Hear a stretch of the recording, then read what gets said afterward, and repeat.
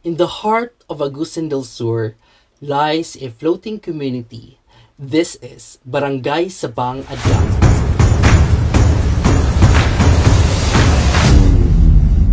But beneath this tranquil surface, generations have faced hidden struggles.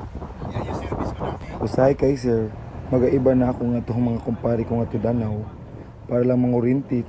Hasta mga wa akong mga mamang para lang mga ikasudan na mo. May abot na gani sitwasyon nga kung ani lamang itong kumpare ko ngayon sinso. Pamutol gid kami nga tugimba hong kahoy para lang ngayon pamaligya. Bahar nga tulagpan, lisudi gid hong kahimtang namo nga ni sir. Problema gayud iyan nga ni sir. Dili na kami gakasayod kung uno nay dagan song panahon. Usahay gapangawa na lamang kaming hong anod nga kangkong para lamang isawa pamares hong batad. Dali ira bagayod isab mabahaan hong lugar namo basta kay sir makalaong kaya nga grabe na ba ini nga krisis nga sitwasyon.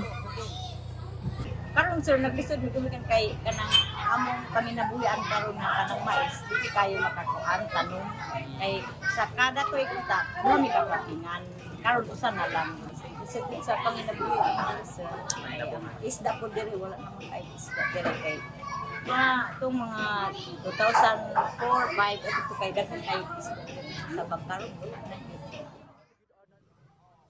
para lamang yo ay mainom namo nga tubig mukadto pa kami sentro song Lapas mo sakay pa kami song Bauto usahay isab Danaw kami mosaw kusong mainom namo nga tubig usahay Adgawan basta kay malisudi gid hilabingan ni.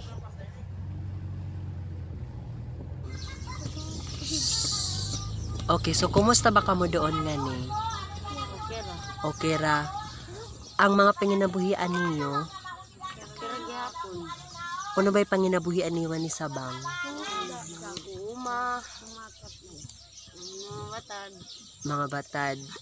Usahay magsubong kamo. Tapos ang tubig niyo diin ba isad kamo mukawa? Say kuan parte may tilakas. Mukadto pa kamo Lapas. Say Danaw. Usahay Danaw, usahay sa Adgawan. So ang pigaono ba niyo pag kabuhi nga ni Sabang nga amo iyan ang kuan niyo, amo yan ang kahimtang. Kuan. Pigaono ba niyo piga ingkaya? kaya na mo tanan nga kuan Paningkamutan niya para lang mabuhi kamo. So amoy ni ang suba. Adgawan kibali aon kamo usahay mainom. Tapos ang CR yaon ay CR niyo. Diin ba kamo mag-intawon? Maglibang, ha? Adgawan kamo mag-intawon, usahay Adgawan. As an Agusanon myself, me and my team Agus couldn't stand by while our communities faced these challenges. That is why our mission is to empower the resilient Manobos and Agusanons in Sabang Adgawan. We equip them with essential knowledge and skills, helping them construct not just houses, but their future. Our vision is to see the rainwater as a new lifeline, making clean water a reality and not a distant dream. We strive to change sanitation practices, reducing the risk of waterborne diseases and ensuring a healthier community.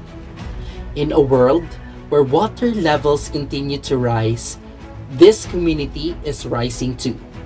This is the Modern Balsa Initiative, a holistic community transformation project for the resilient people of the floating community of Barangay Sabang Adgawan, La Paz, Agusan del Sur.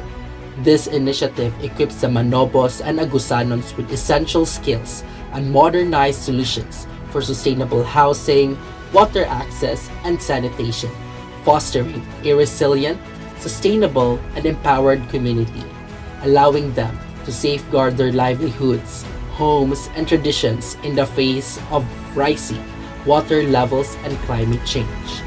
This is the Modern Balsa Initiative,